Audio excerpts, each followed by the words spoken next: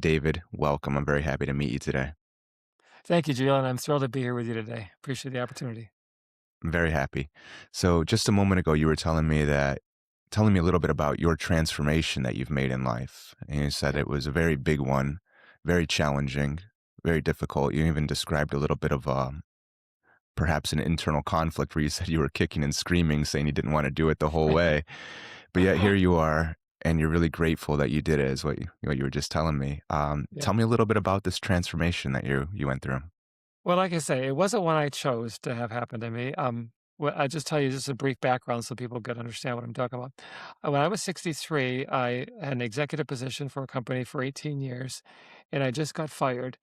And I tell you, I would not wish that day on anybody. When I did the math, I realized that if we drained all of our savings and all of our retirement, we were scheduled to be broke by the age of 65. When most people are saying, okay, now it's time to enjoy the fruits of our labor and kick back, we'd have been, I don't know where we'd have been. It'd have been a nightmare. But, anyways, that wasn't even the hardest part, Julian. The hardest part was driving home, thinking, how am I going to tell my wife, Mary?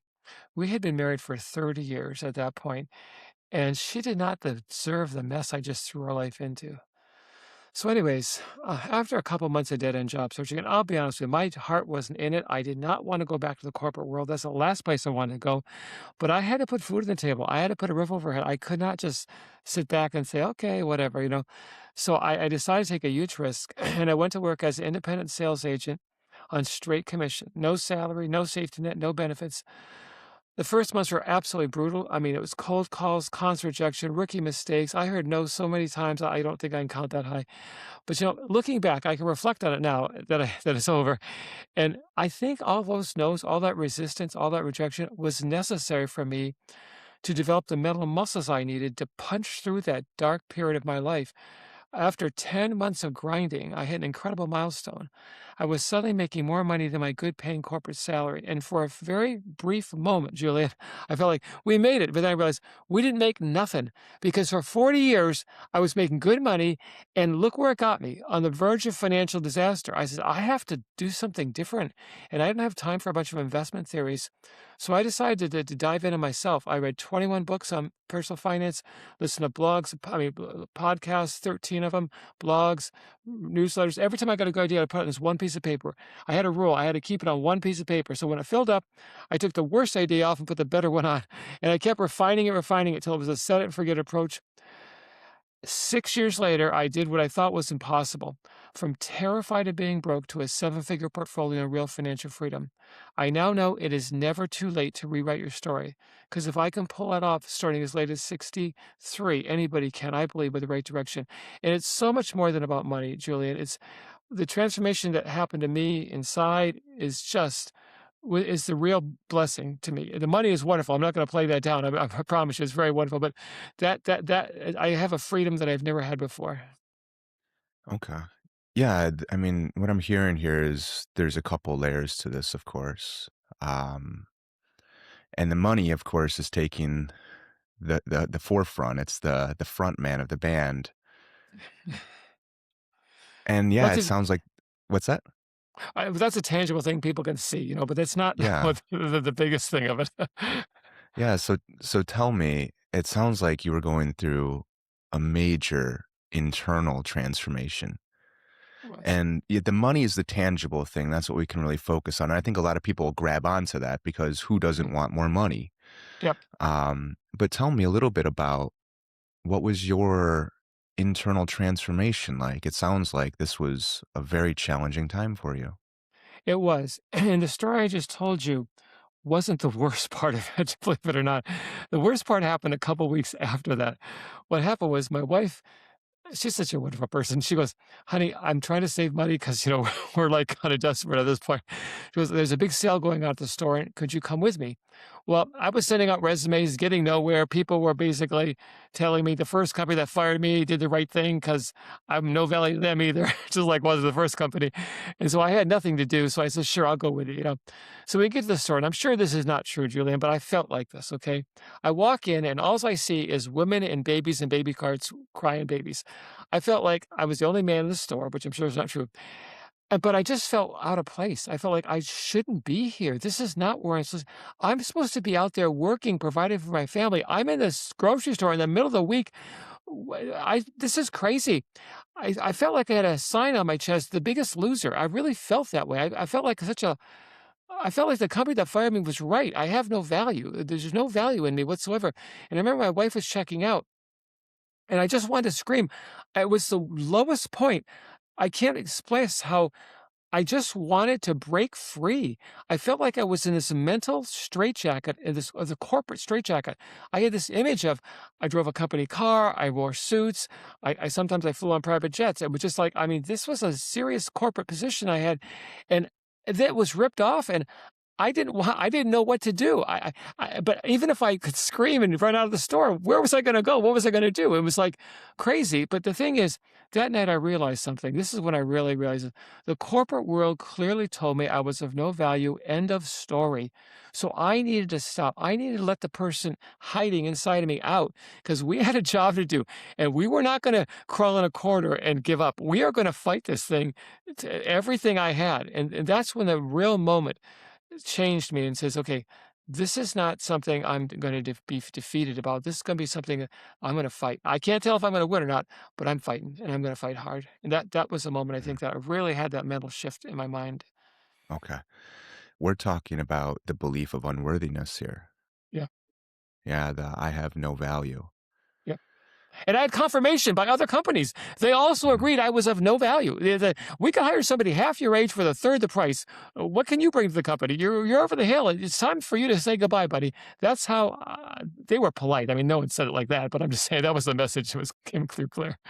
Yeah. Yeah, see, this is something I think that so many of us, especially in the workplace, find ourselves in is I mean, I've never been in an executive position where, I have company cars and private jets and things like that. But this leads us into this tricky area where if we're getting our value through those external things, what happens when those external things go away? And then this is what you found is, oh crap. There's a panic here, it seems like. There is, there is, So because go ahead. Go ahead.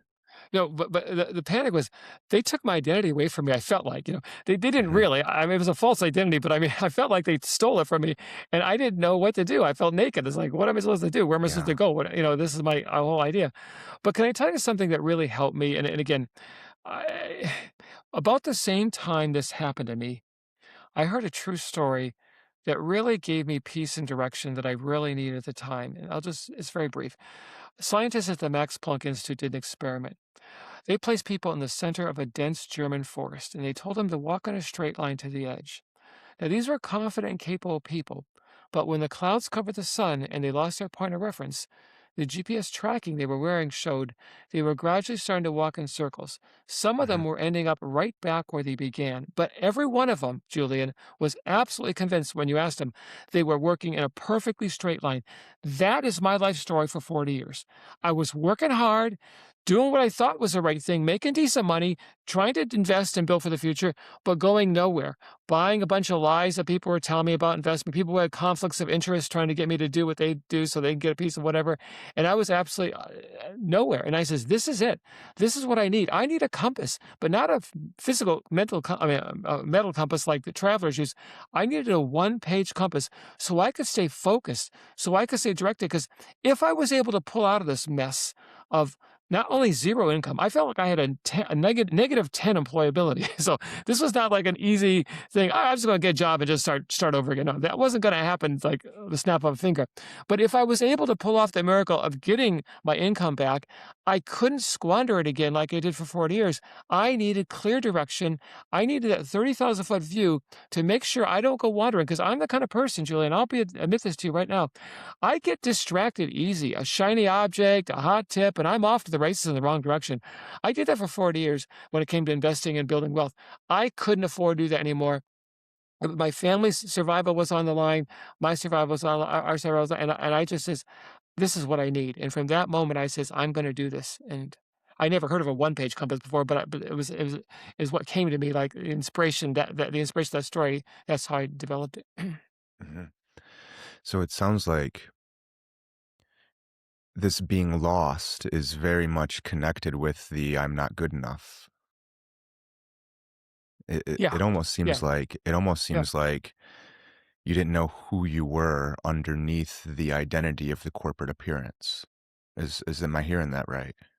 Or I had a false definition of who I was. I think I thought Yeah, I thought I knew who I was, but I really didn't sure. know who I was. Yeah.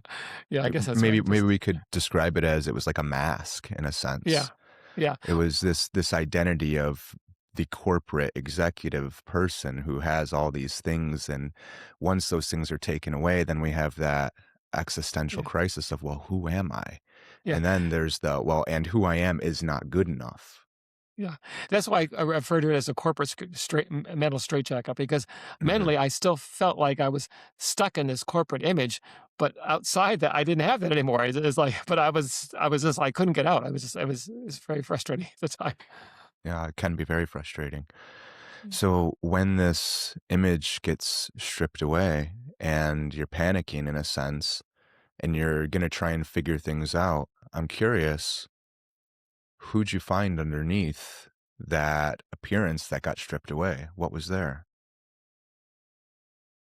Well, it was somebody who wanted to do what was right for himself and his family, who didn't wanna just squander things like I had for Mhm, now, when I say squander things, we didn't live, like, ridiculously a lifestyle. We didn't live I wouldn't even say we lived beyond our means, but we lived our means. We lived right up to the we lived everything. And I just got sidetracked. There's so much conflict of interest out there. One of the things I write in my book is there's 3 different kind of conflicts, and I was falling for all of them. And it was just like and I'm not saying that they were bad people, but there's different reasons why there's conflicts, and it wasn't what was in my best interest and my family's best interest, and it just took me off in directions that were like went in circles, basically, mhm. helping other people achieve their objectives, but not helping me achieve my objectives. And when I was 63 and I felt like I was on literally on on a cliff, a financial cliff, ready to fall over there, I realized look what happened to me for 40 years. This is not right. We had a good life. I'm not saying, oh, I was a terrible person. No, we had a good life, but we didn't have the right planning and the right direction that we needed.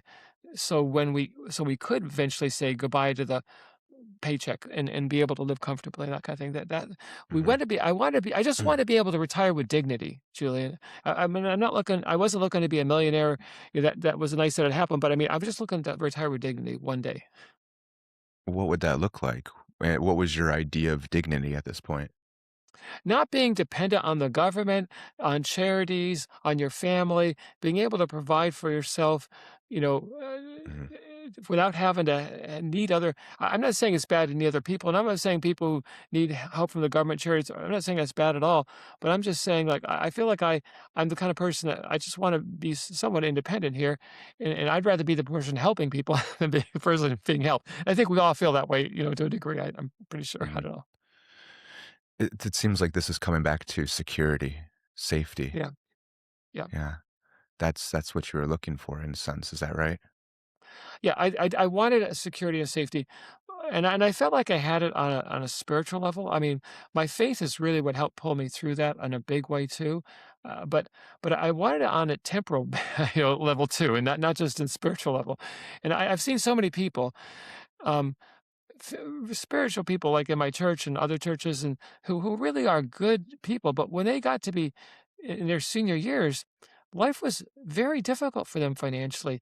I mean, some of them, and this is not an exaggeration, some of them were having to decide between medical prescriptions and medical procedures and food or rent.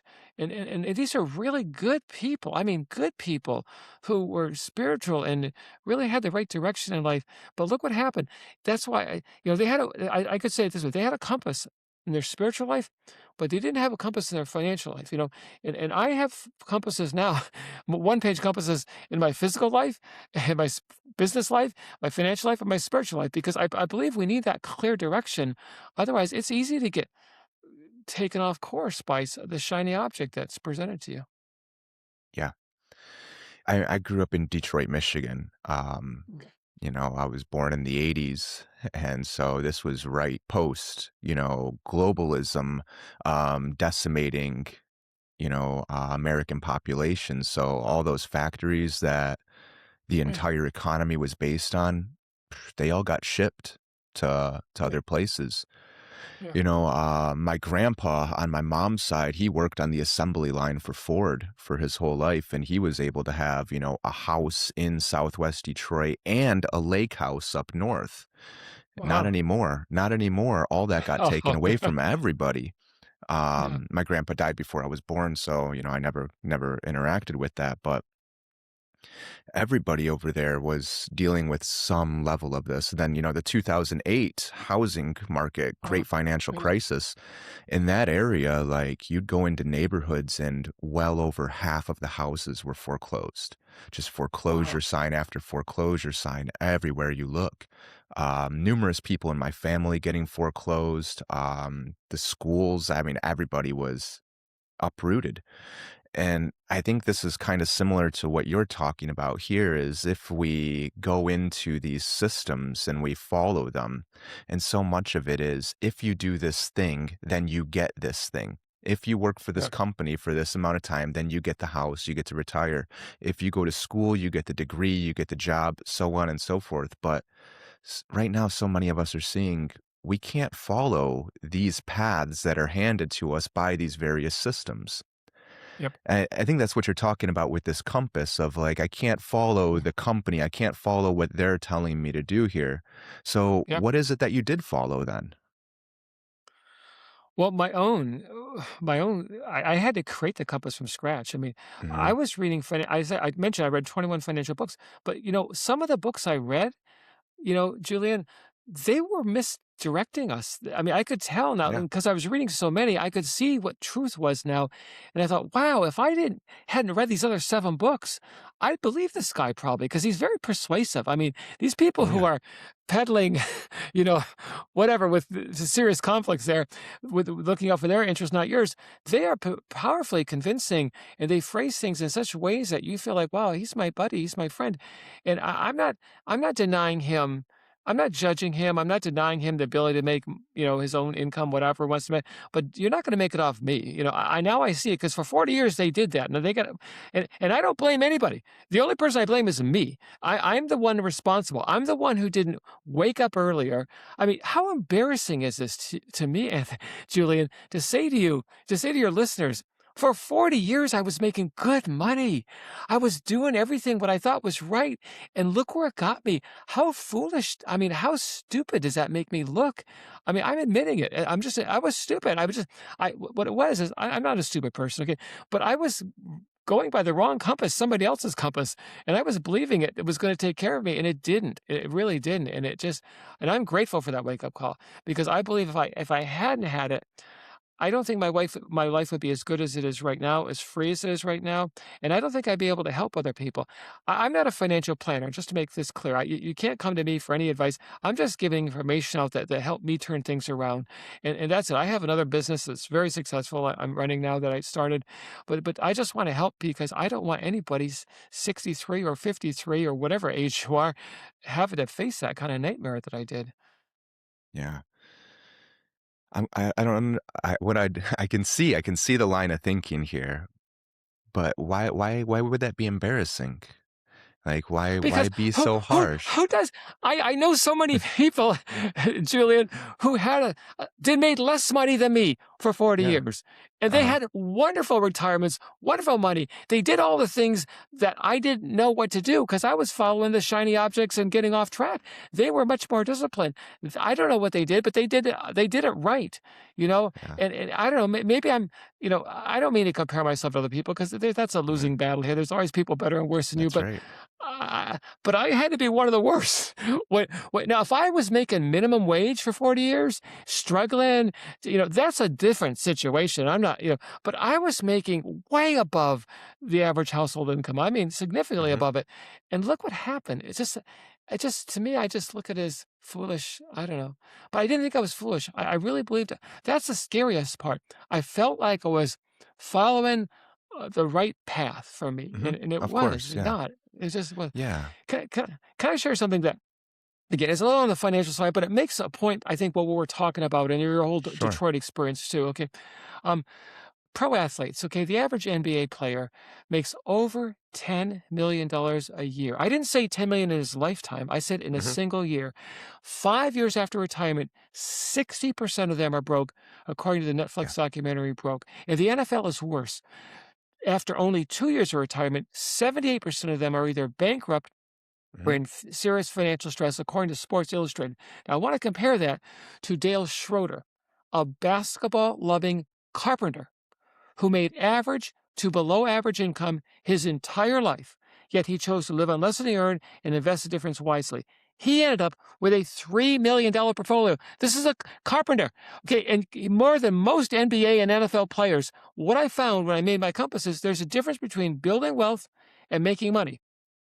Those basketball players, they were very good at making money. I was always good at making money, but they were terrible. Not all of them, but most of them were terrible at building wealth. Dale Schroeder, he wasn't hot at making money. He was pretty below average, but he was a master at building wealth. Two separate skill sets. I was on the one skill set, and you get sucked up in that. When you're making good money, you think, well, Mhm. I know money. I know it Mhm. because I make it. How could I not know it? No, it's a different skill set. And hopefully you don't feel like I'm talking too financial, but that's an important point. I think that I didn't have the other piece for 40 years. I was going out with that compass piece, and that Mhm. was what was the missing piece to me. No, I think that's very important because yeah, it's not that you're stupid, and it's not that the people Yeah. who are doing that are stupid. No, that's right. You're very sharp. I mean, I was going to point out just a moment ago that you were comparing yourself to other people, and that's going to lead to pain, and you noticed it just like that. Yeah. Very Yeah. sharp, very intelligent. The problem is that our society has built in systems that prey on this sense of not being good enough. Yep. How many sectors of the economy, multi-trillion dollar sectors of the economy, are based on that fundamental premise?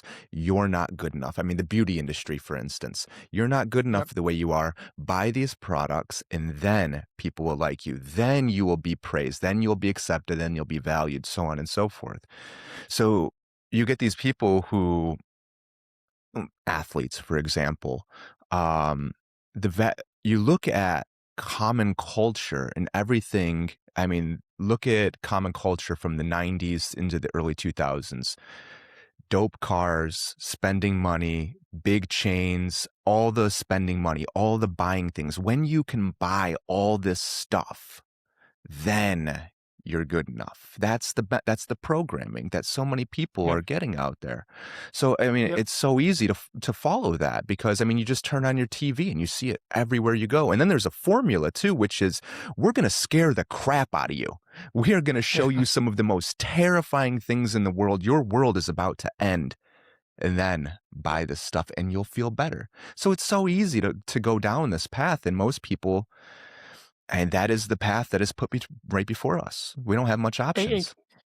and can I tell you another twist on that I fell for? Mhm. Like I didn't fall for all the advertisements on TV and all the social media. You got to keep up with the Joneses. Like I say, we lived a fine life, but it wasn't above our means by any means. It was just at our means. That was a problem. But here's Mhm. what I fell for. Okay, things like the cable news network financial channels, they are designed for ratings, not for Yeah. financial advice. Now Mhm. that I know what I'm doing, I laugh at them. I enjoy watching them for entertainment purposes only. I would never take Yeah. advice. I remember once the market was crashing, and I'm laughing at the guy. He's predicting gloom and gloom. Get out of the market, convert to cash. I'm laughing. I says, "Honey, why are you laughing? The market is crashing." This is an expert. He knows what he's talking about. Well, shouldn't we get out of the market? I says, he don't know what he's saying. He's half the time he's right, half the time he's wrong, and that's Warren Buffett said the following: forecasts tell you a lot about the forecaster, but nothing about the market. And that is Sure. so true. But I believe those lies on that. But before I had my compass, and I was falling for that stuff. So it's not just keeping up with the Joneses, social media, like you say, they have fear. They get fear, and when you're afraid, guess what you do? Oh, we got to watch the news because we're afraid something's going to happen. The market's crashing, and we have to be glued to the TV and be more afraid. And it's just like it's a Mhm. joke. It's all a joke, and I figured that out, and it's now I laugh at it. But a lot of people aren't laughing. They're actually panicked because it works. It really Yeah. works. No, no, I hear you.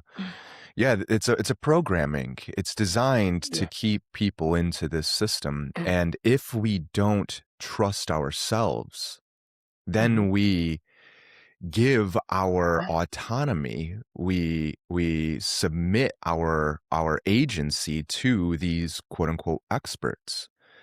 If Yeah. I would have listened to the experts every time some expert told me what I needed to do, I would be missing internal organs right now because Oh, I no. no, seriously, I had a chronic disease at one point.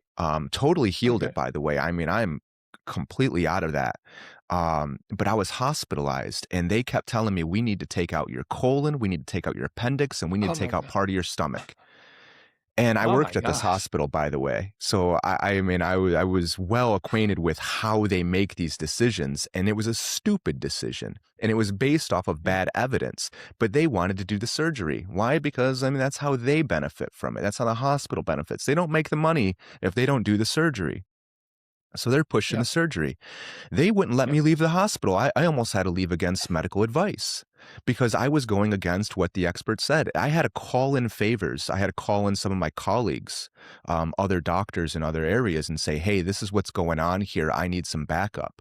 And I had about 3 or 4 doctors come and really support me and look at the evidence that I was talking about. And then they had to go and talk to Oh. the doctor who wanted to do the surgery and say, this isn't right. And then we had to come up with a plan saying we'll do some scopes and some imaging, and that was back in 2018. So, 8 years ago, Wow. and I'm totally healthy right now. I swim in a river every day. I go walking on nature trails every single day. I'm very active, but I wouldn't be doing this right now if I listened to the experts. So That's right. this idea of learning to trust ourselves, because so much of this is just bad information, and it's designed Mm. to prey on you. But I want to point something out you said I think is profound. You worked at the hospital. You knew how things worked. You had knowledge. Okay. I believe what you're saying. But I wanna make one qualification to it. Yes, we need to rely on ourself, but we really need to rely on ourself with accurate, good information. Because I Mhm. know people who relied on themselves with bad information, and it was a disaster too.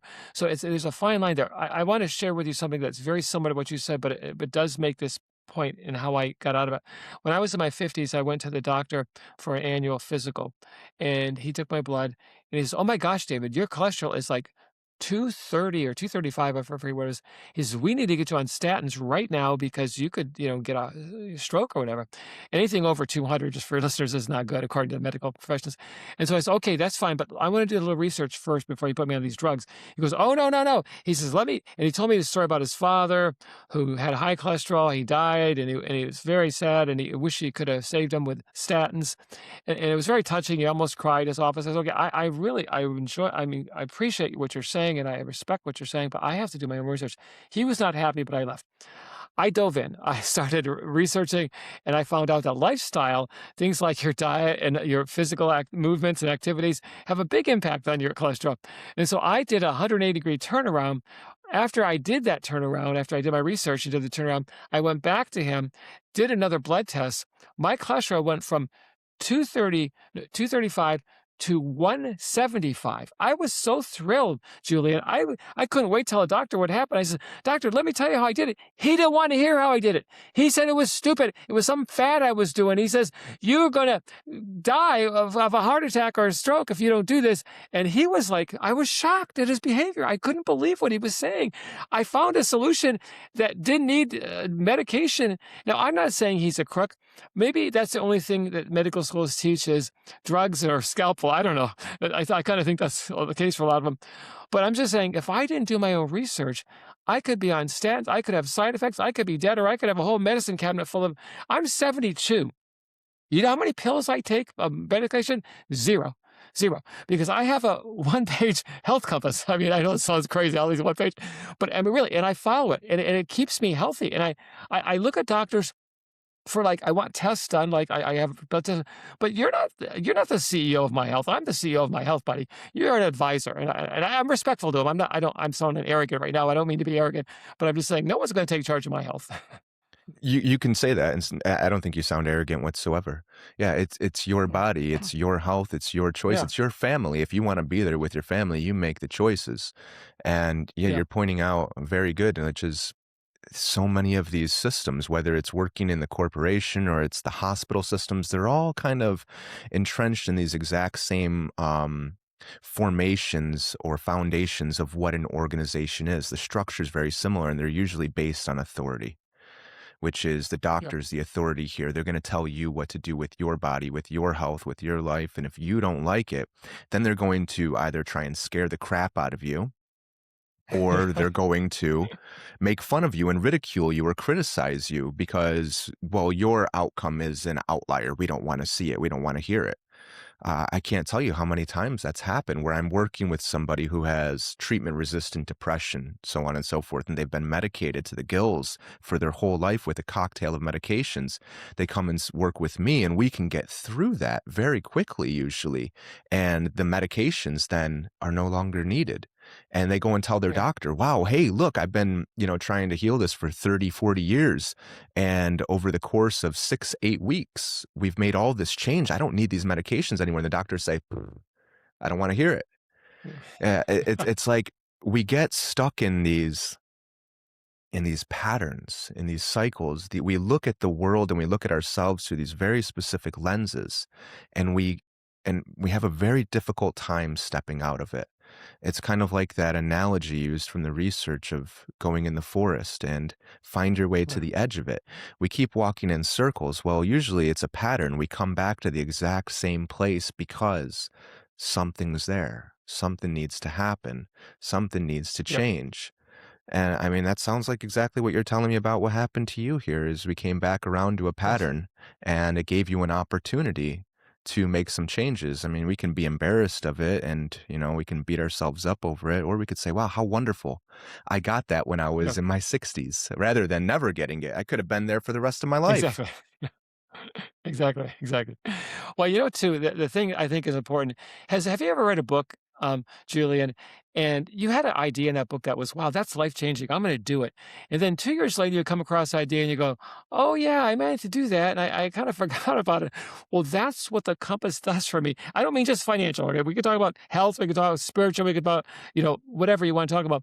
But when I make a compass, a one-page compass, and I really put some time into it and do some research into it, I review that on a regular basis because it's so easy to forget about the key things that were important that got you on the right track. Because I know people who got on the right track, but then they end up going off the right track because, oh, yeah, yeah, yeah. And then all of a sudden it's like they're not doing anything anymore. Well, I need that tangible thing to refer to every now and then that shows the rich research I did and the conclusions I came to that were important to me. I'm not saying doesn't need to be adjusted every now and then when you come into new information. But when I don't have that, I can't tell you how many books I'd like to summarize books. I don't just read a book. I'll highlight it. I like to read ebooks, highlight them, and then put it in a document, and then I'll review the document, down the road, and just I'll get the highlights of the book again. But that's what the compass is for me. It's like it's reviewing the highlights of the key things that I easily forget because when I review the highlights of a book, sometimes I go, yeah, that was so good. I forgot about that. Well, it wasn't on my compass because it wasn't important enough to get on there, but it's still a good idea, that kind of thing. So that's why I think a tangible thing like a compass, a one-page compass, is important. Whatever area of your life you're struggling with, I don't mean it doesn't have to be money. It could be whatever you're in. And no, I hear you. This is really good in the sense that it's so easy to get distracted in life and to go on Yeah, it is. autopilot. And then when you're on this autopilot and you're just kind of drifting or sleepwalking through life, is all these systems, they're predators in that sense, and they want you to go into their system, and that's how you get into the company, and you spend 40 years there. You follow those goons on, public cable telling you all about finances. Give me your money and I'll be rich. I mean, you'll be rich if you give me your money. Um, all these things, it's so easy. We're talking about giving away our autonomy here. And so it sounds like, and we can get into this compass that you make. It sounds like this is a way of staying focused in life, saying this is a It priority is. for me here, and this is what I'm going to focus on every single day. Is it tell me a little bit more about the compass. Yeah, basically what it is, I'll just it's right here just so you can see it, okay? But basically, it's got 2 columns, and my different life compasses in different area of my life are structured differently, okay? But this is a pretty good template, okay?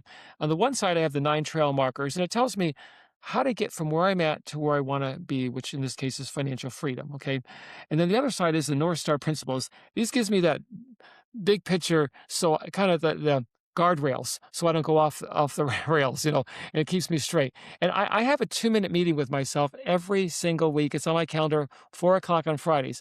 And I just review this. I review where I was at, where I'm at, where I'm going, and I review my North Star principles. I remember not long ago, I did a impulse buy, okay? And I knew, and when I did my 2-minute meeting, I came across that and I says, yeah, well, I didn't wait the 24 hours before I made the impulse buy. I should have thought about it. And what it did is it caught me. This is the principle, Julian. I caught myself before it got really expensive. Before it was 4 years from now and it's $100,000 of impulse buys or whatever it is, I caught it early. And that's what I like about it. It keeps me from forgetting or from getting unfocused. It keeps me focused on that part of my life. I've heard so many people, and this is not money, but they they're on their deathbed and they have so many regrets. Well, they can be reflective now, but why weren't you? And I'm not judging them. I don't mean it that way but why weren't they reflective, when they were in there, Mhm. 20 years ago, 30 years ago, they could have made Yeah. changes. Well, maybe they were, and maybe they once had that reflection, but they never put it on anything tangible so they could review to stay on it. And they got back caught up in their business and they're staying at the office all day and that kind of thing, or all night or whatever. And Mhm. it's just like they just lost that Autopilot. clarity, that focus. Yeah, exactly. And I want to be autopilot on the right stuff, not the stuff that's just whatever comes naturally because we're undisciplined or whatever it is. We're uneducated or we don't know the information that we should. No, those are good points. Top regrets of the dying people are very consistent. There's actually a wonderful book called Top Regrets of the Dying People, and it's very consistent. I worked on a trauma unit in a hospital, and I worked with so many dying people. I worked in dementia care. It was the same thing, the Oh, same exact consistencies, and we could easily say that the top regrets of the dying people are top regrets of the living people as well, because those are regrets when you're living. If you have an yeah, estranged relationship with your children, for instance, and you just kind of have this belief that it'll be better one day, this is a form of suppression. This is a disconnect. We're pushing away that pain that's telling us, hey, something needs to change here. You need to do something. And then it's so easy to yeah, distract yourself, go to work, buy the things, get the stuff, have the money, all the things. And then you don't think about it until it's too late. And I think yeah. that what we're That's getting right. at here is we have to bring our focus into the present moment here and really take an inventory, so to speak, of who am I? What does my life look like? What are the pain points in my life? Are these things that I have control over? Do I have some power to navigate this in some way? And then make it a priority to do that. If we can do this, if we can Yeah, start to be more intentional with the way we live life, whether it's about money or your relationships or just who you are, the regrets start to change quite a bit because now we have some say in it. We can actually navigate these dynamics in our life. yeah. And can I mention another transformation that happened to me? And it has to do with Please. what retirement is all about. Because Mhm. this is something that I believed, work hard, retire at 65, and then just kind of take it easy, go on vacations, play golf, that kind of thing. And that's kind of what I thought, But when I started doing this deep dive, there's a thing, and I don't know if your listeners will be familiar with it or not, because it's kind of financial oriented, but it's called the FIRE movement, financial independence, retire early. That's a big movement in the with people out there now. And I was uncomfortable with that. I just was uncomfortable with it. And when I really dug in and started my own company at 63 and built it up and did the investing thing and all that kind of thing, I says, "I don't wanna retire, I'm having too much fun, I love my company, my son's joined me, he's working with me now, and I'm teaching him, and he's learning, and this is so much fun, I'm 72, I'm not retired, I don't think I'll ever retire, Julian, but I came up with a new strategy, and I put it in the book, it's not FIRE, financial time to retire early, it's FIGNA, financial independence, graduate to the next adventure." And that's how I look at this. These are life's adventures, okay? When I was 63, I had a tough adventure, but I did start my own company, and it worked out really good. And then at 72, I wrote this book, okay? I don't know what I'm gonna do at 82. You should have me back on your show at 82. We'll see what my that next adventure was. But the point is, I'm not saying retirement's bad. We live on a beautiful golf course. I mean, beautiful. I see those golfers. I'm thinking, I know you're having fun, and I'm happy for you, but that's not my definition of fun. My definition of fun is I love my company. I love my charity work that I'm doing. I love helping people with my book, and I don't want to stop. I mean, it gives me. I get excited. I get up 4 o'clock every morning. I don't have to do that. I just love it. I do my workout. I'm up. I'm at my desk at 6 o'clock doing things. I just love this. Okay, and this to me is so much more fun than what I thought for 60 some Mhm. years retirement was supposed to be about. But again, I'm not putting people down who retire and stop working. But I just say everyone's got to find their own path in life, and this is for me a blast. It's not retirement. It's talking to you, talking to podcasts. It's fun for me. It's not like, oh, work. I got to work. I got to talk. No, it's I love this. So We have to have a zest for life and exuberance. You have to enjoy it. yeah, That's the goal. yeah. And again, going back to those patterns that the paths that people are handed, you go to work, make your money, and then you retire, but you've spent your whole work or your whole life working. So I mean, I've met so many people who follow that path, and then when they're in their 60s, they retire and they say, "Well, what the hell do I do now? I don't know anything outside of work." I always thought that Exactly. I would go and play golf, but it turns out I suck at golf because I've never learned how to play golf. And now my body's 65 and I've spent my whole life in an office or in a machine room, and now I can't do the thing. So this is Yeah, one of those major inconsistencies that I see, which is the means for doing something or accomplishing something have to be consistent with the ends. So if we want the end of I'm going to enjoy my life at some point, you can't say I'm going to do things that are not enjoyable for the entire duration of my life and then I will enjoy life. The means have to be, well, I want to enjoy life at some point, so I'm going to enjoy life right now. I'm going to do yeah. things that are enjoyable right now. That's what I did. I absolutely despised jobs. I will tell you that there was a fire inside, and I got reasons for this too. But there was a fire inside of me that was just completely repulsed by it. And I had strong dynamics in my life that always pulled me away from it. And I said, why the hell would I want to be in a cubicle under fluorescent lights crammed in with all these people doing stupid tasks? I mean, when I worked in medical Yeah. research, I can't tell you how stupid the tasks were. We were taking federal taxpayer money and either working directly for profit companies, so it was a way of channeling money from the government to these for profit companies, or we were just wasting money just to get it back because you can't get more money the next time around if you don't spend it. So they would have this big group of people who would basically throw a rock over a wall and then walk to the other side of the wall, grab the same rock and throw it back. And that's what you do all day. And I hated that. It was just soul crushing. Why would I want to do that when I could be swimming in a river somewhere? Or I could be climbing trees, or I could be out in nature, or I could be having real relationships and interactions with people. Well, that was always the goal, but obviously that doesn't pay the bills.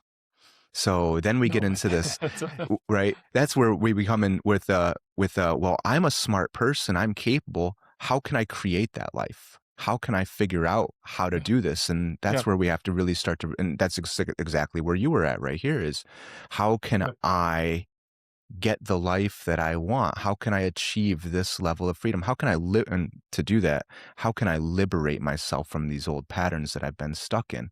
I think that if more people looked like that, looked at life this way, we would start to find that people would be a lot more free. And then these structures that are so destructive, that are destroying the yeah. world all around us, we see it everywhere we look.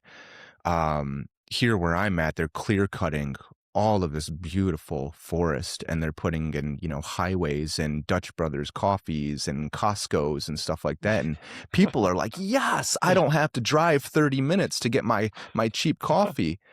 But if we could start Yeah, to remove ourselves from those systems will crumble. yeah, yeah, I agree. Can I mention something else to you that I think I just want just express to your listeners that you know, well, let me just make the point, okay? My wife, Mary, she by the way, I got so lucky marrying her, she's a phenomenal lady.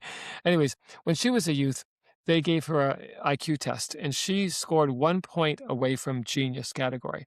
I, on the other hand, failed the 2nd grade. So I always say together we make one average intelligent person together.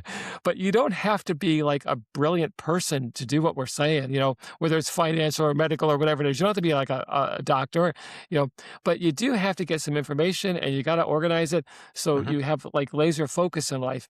And I'm not the smartest person on the planet for sure. No one's ever accused me of being a genius like my wife, but I'm happy. And I know I don't have to have the graduate degrees. Nothing's wrong with graduate degrees. Those are wonderful. I'm glad people have them because they do a lot for society. But that wasn't my path. My path was different, and it worked out beautifully for me. I couldn't be more thrilled every day waking up. But so please, labels like, "Oh, I don't make enough money," or "I'm not smart enough." No, that's all just not nonsense, I Yeah, think, those are anyways. ways that we judge ourselves and we evaluate and Yeah, criticize ourselves. To say I'm not smart enough to do this is heavily judgmental and critical. And there's a heavy comparison. yeah, And when we do those things, they only lead to suffering.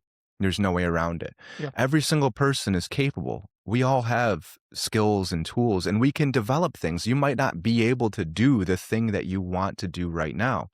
I always wanted financial independence too, financial freedom. I thought that was one of the greatest freedoms that you can have in this world, is to not have the boss, not have the system where you have to go and sell your life. And yeah. I mean, I barely made it out of high school. I failed high school. They had 288 people in my senior class, my second year, because I failed the first year. My second year, 288 people. I was 287. I was second from the bottom. So, you know, anybody has the ability to do these things. I knew somebody, David. This guy could not read or write. I mean, he could tell you the words that were on a piece of paper. I used to be like that too, borderline illiterate. But Oh, yeah, if you were to talk about sports, he could tell you all the statistics of every single major player. If you take yeah, baseball, he could tell you every major league baseball player's stats, how they're doing, how these stats are going to play up against certain matchups against somebody else's stats, and not just for the major leagues, but he would do it for all three levels of the minor leagues. He could tell you all the stats of college baseball players, people who are about to, the level of intelligence and memory that this person had in terms of something that he was interested in was just off the charts. Now, if we could just take those things that we're interested in and apply them to constructive things in our lives, well, we could really yeah, free ourselves from a lot of these patterns of suffering. yeah. I agree with you. Yeah. And can I want to say one more thing about it because this Hmm. now you're going on that track. Makes me think of this. My son Adam, he's a good kid. He's a wonderful kid. But he was having trouble in his 20s with his career, okay?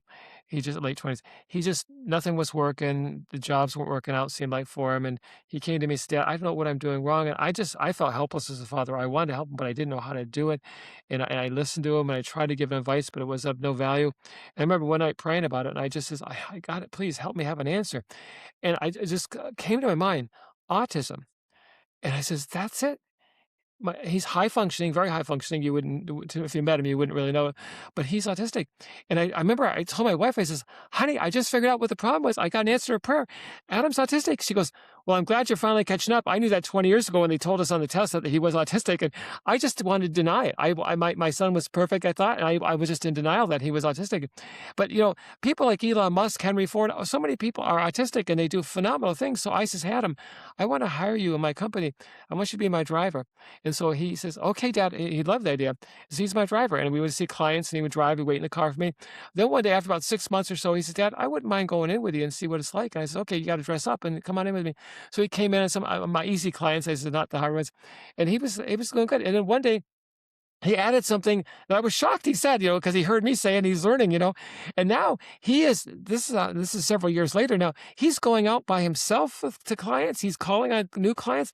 I mean, he has just, like, transformed himself, and he just so struggled for so long, but he found his niche. When he was driving me, he used his skills, like, he would go on the GPS, and he'd find out the most efficient route to get everybody, and he'd put the city in grids, and much more technical than I would do, and he just used those skills. Like, he's like you're saying, sports. He can rattle off any statistics you want in sports. So it's just like when we find our niche or when we find what our skills are, we shouldn't judge ourselves. He was terrible in a normal work environment. It's like you were talking about the cubicle. He'd be in prison and he wouldn't stay in prison. He'd do something and get himself fired or whatever. But now he's just thriving. And I just, as a father, I'm in tears. I'm just so excited well, how good he's doing, and I'm just so grateful that I got that answer, but I don't know if that makes sense, but I wanna No, share it that. makes perfect sense. Yeah, we've all got to find a niche in life, and we got to find the thing that gives us that sense of exuberance, that zest. Life is so astonishing, and so many people Yeah, never really have that awe. And we just get stuck in those patterns, and then we get to the end and we say, "Oh my God." And so many, like, you use the analogy prison in the cubicle. I mean, that's exactly how I felt. And yeah, then, yeah, I mean, same stuff. I would do things to get myself out. I'd break out. And I think so many people are in yeah, that right now where they're panicking and they're so angry. And I mean, panic really doesn't even begin to describe it. Like, your life is being drained and sucked away from you, and you're spending all your time doing these tasks that you don't want to do or that don't make any difference. And then people, that rage builds up and then it just comes bursting out the seams. We see it everywhere.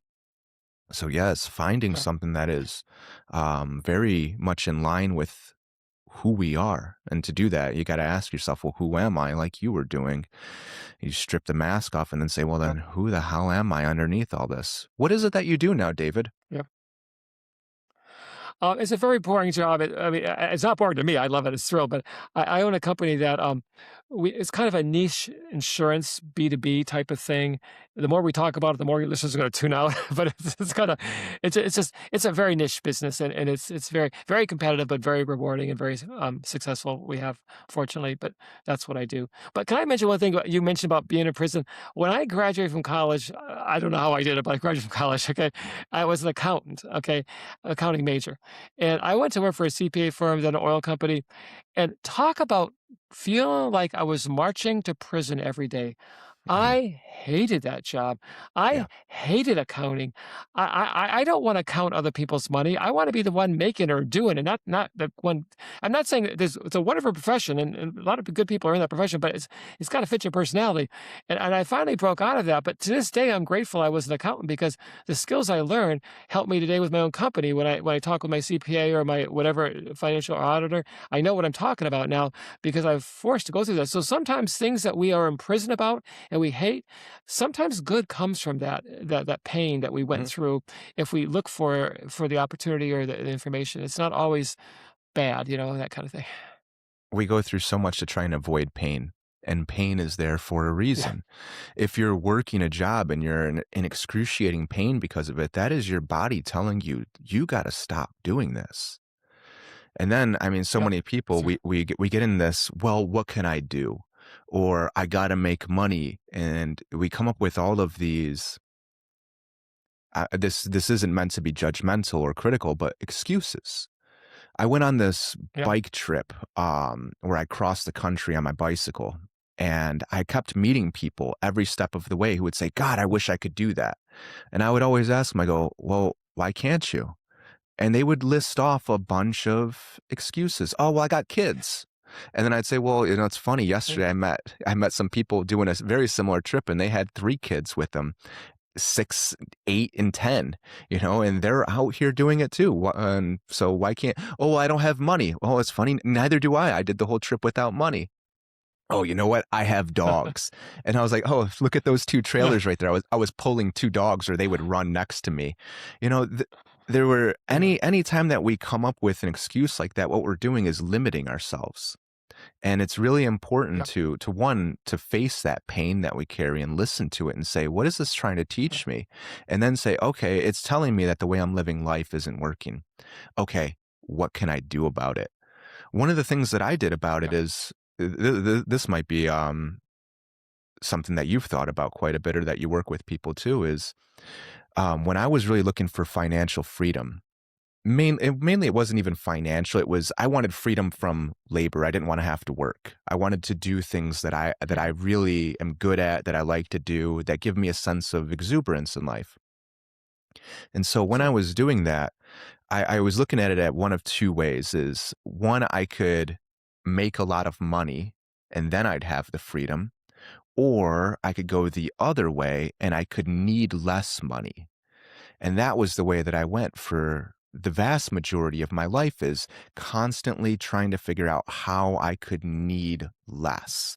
And once I got down to like the bare minimums of what is the bare minimum that you can have in this society, I found that I had a ton of freedom. And then when I started opening up to letting money come into my life, because I was very resistant to it for a lot of my life, I found that the money that I was making goes so much farther because I don't need it. I'm not buying things. I don't have all these systems in my life that need to be constantly fueled. So I found that this was a great way Yeah. to get freedom, was instead of bringing in more money, which I'm not saying is a bad thing, and we can be open to it. And if that's something that you really desire and you want, that's everybody's decision. But another way for me was just need less, and constantly strip down ways that I was spending money and things that I was needing. And then once I got to that bare minimum, so many things opened up for me. Yeah. Well, that's a good point you're making. I mean, I give several examples in my book. One of them was Dale Shorter. I talked about here on the podcast, where they were making modest income, but they found a way to live on less than they earned comfortably. I mean, they had fulfilling Mhm. lives, and it was very fulfilling lives, but they didn't need as much, and they just chose to invest the difference. But I got to go on one of the points you were saying about the pain that we go through sometimes that ends up being good. I mean, when I was going through that, I was praying that I would be relieved of that pain because it was so painful. And I remember reading something someone said once. They were going through something similar, not financial, but it was something a very painful part of their life, and they were praying to God for some relief. Please relieve me of this burden, take it away from me. And the answer they got back in their mind in the prayer was, I love you too much to deny you of that experience. And that's exactly what happened to me. I am so grateful I had that experience. I am so grateful I wasn't relieved of it. I needed to work through that, and it made me so much stronger than I was before that. And so some of our most painful experiences bring us the greatest strength, I believe. And I think Mm. I'm more grateful now than I ever was. Yeah. Yeah. There's a quote from the spiritual teacher A.H. Almas, and he says that all of your difficulties in life, all of your shortcomings, all of your struggles, they're there intentionally for you, and they're created by a part of you who loves you so much that they want you to overcome these areas. So they're constantly pricking you in the side, telling you, hey, look over here. This is where you need to focus. And if you don't listen to that part of you, well, they're going to make you suffer greatly until you do, because that's what they do. That's the part of you. They love you so much that they will make you suffer greatly to help you transcend that area in your life. So, yeah, all of the emotions, fear, anger, pain, sadness, they're all here for a reason. There are signs, there's signals. And Mm. the vast majority of the time we just want to get away from them and distract to get away from them. But if we can listen to them, if we can say, wow, every time I go and do this task or interact with these people or do this thing, I feel this way. I feel this constriction. I feel this tension. I feel this weight in my body. Yeah, that's a sign. That's telling you something really important. And if we can listen to it, a lot of things shift pretty quickly, usually. Yeah, I agree. I really do. Yeah. Tell me a little bit more about where we could find your work at. If somebody is interested, well, hold on, hold on. I actually wanted to ask you one more thing before Sure. I get into where we can Sure. find your stuff.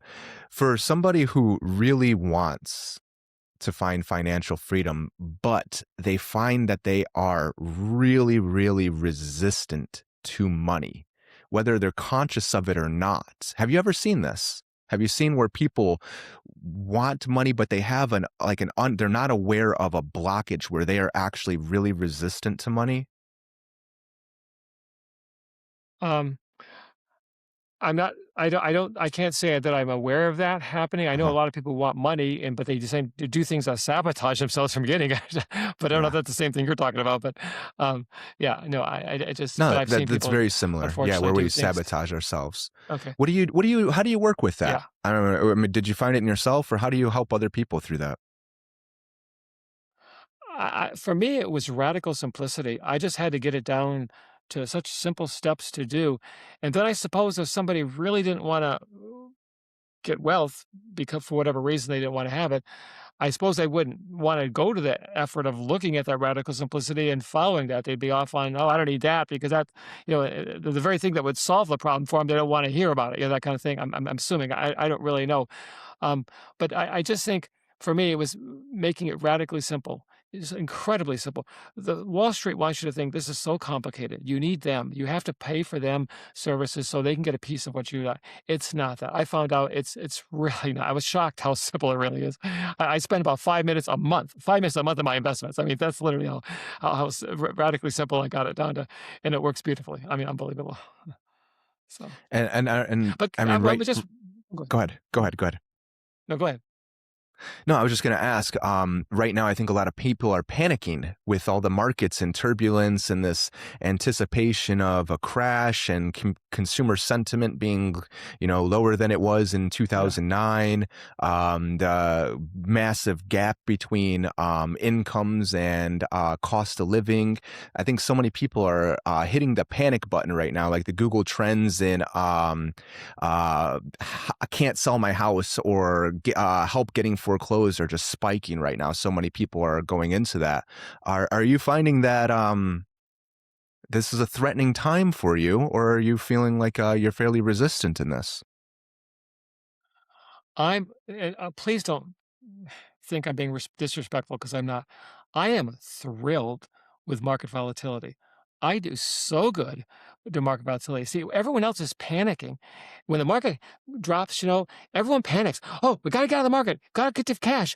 I'm saying, are you crazy? This is the time to buy when the market's down. It's like everything's on sale. I'm buying like I can, it's so crazy. It's like, say you went to the department store. We had a sale, 50% off sale. Would you go up to the clerk and say, "Hey, I don't want no 50% off. Tell me when it's going back to full retail. That's why I don't buy discount." No, you wouldn't do that. That'd be crazy. They'd put you in an insane asylum, okay? And yet they do that with the market all the time. Oh my gosh, it's going down. We got to get out. No, that's when you got to buy. It's crazy. But here's the thing, Julian, when you understand principles of truth, whether it's finance, whether it's spiritual, whether it's health, whatever it is, a calmness comes over you. And all this chatter and noise and all that kind of thing, you see right through it. And you see how to use it to your advantage. I don't mean manipulating. I'm talking about just how to use truth to your advantage. Why wouldn't anyone want to do that? And that's why we talk about money, money, but it's given me such peace. I mean, I just feel so peaceful. And no doom and gloom is going to make me worry about. I don't care who's elected in the government. I don't care who's talking about Wall Street on TV. I understand a path that's working for me unbelievably well, and I'm just comfortable and calm. And Benjamin Franklin said the best investment is knowledge, and that is so true. I believe, anyways, in any area of our life, not just money. I believe. Yeah, autonomy, power. Use your knowledge to liberate yourself from those patterns. Yeah, I'm the same way in this market right here. I don't give a damn about what's happening and all of these things because I've created enough safety and security in my own life. It's like the saying, a bird doesn't fear a broken branch because they trust in their own wings. So yeah, I see everybody panicking, but Yeah. then that's the fear mongering. That's that same pattern that we were talking about earlier, where you're easy to manipulate when you're in a state of panic and fear and you can't Yeah. navigate it. So yeah, that's Yeah. interesting. This has been a really good conversation, David. I was curious where this was going to go because I Yes. mean, finances are things that I give Yeah. such little attention to. But when you were talking about this transformation, I figured there was something here, and yeah, this is something that Yeah. is I work with a lot of people in this exact area of reclaiming agency, autonomy in your life, making choices, having fundamental awareness, being able to see those patterns of fear that everybody is getting swept up into and saying, I'm not going in that. This is actually a really interesting place or a really unique or opportune place for me to be in. So we can really Yeah. free ourselves from those patterns. And here we are. Well, it's funny. You said that, I could tell this was not a financial show, obviously. And I thought I was excited about trying something very different. Okay. This is not a kind of conversation I normally have. It's usually more about money, that kind of thing. But, anyways, I always want to share. I get a lot of reviews for my book. Okay. And it's very positive, and fortunately, I'm blessed. But I want to share one because I think you might appreciate it. And I want to spell a lot of people something. This is from a clinical psychologist with 25 years' experience. He was facing his own career crisis. And he said the one page wealth compass gave him the exact financial hope and practical steps he needed. But here's the part of it I cherish. He says, I couldn't put the book down. I know a lot of your listeners may be thinking, "Oh, financial book. Oh, thanks. That's the last thing I want." But maybe if I need something to put me to sleep, I'll, charts and graphs and a bunch of terms I understand. No, no. I wrote the book in story form, true stories of me, other people, how we failed, how we succeeded, what we did. And when you talk about it in a story form, and then you give the principle, people are telling me, "Now I get it, David. You're the first person to explain it to me in a way that I understand what you're talking about now, and I can actually do this." And so I just want people who maybe are feel a little bit turned off by money or turned off by talking about money or studying about money. I promise you that this is who I wrote it for. People who are not Wall Street people, who are not average people, who are struggling and just want to get some relief financially. And so, can I just mention, you said I can mention the end, go to onepagewealthcompass.com/free and get your own free download. I'm not selling you anything. It's a one page wealth compass. Just look at it and see if it makes sense for you, and then maybe try following it and see what happens. And so, anyways, that's what I'd like to suggest. I will be sure to link that in the notes. Is there anything else that you would want, or any other places, a website or anywhere else, social media where people could find the work that you do? Yeah, the best place is to go to onepagewealthcompass.com because that's where not only is the free download there, but a blog. I have a blog there. I have very other free sources. Free sources. Okay. Yeah, there is a link to my book on Amazon, which paperback is very inexpensive. I promise you. But there's nothing to buy. I'm not selling anything. This is my way of trying to give back. Okay. I was very blessed, and I got inspiration for this compass, and it's turned my life around dramatically in so many different ways, more than financial. And I just want to share it. I just feel like if I'd be selfish not to share it with people. So onepagewealthcompass.com, you can get everything you need right there. Okay. There you have it. David, thank you so much for your time today. I really enjoyed having this conversation with you. I'll be sure to link all that in the notes. And if anybody is looking for some financial freedom or perhaps is dealing with something similar to what we've talked about today, and you want a story that goes along with it that can show you ways to get through this or can speak to your own experience so you can see that you're not alone in this, here's some wonderful resources. David, thank you very much. Thank you, Julian. It's been a lot of fun. I appreciate it.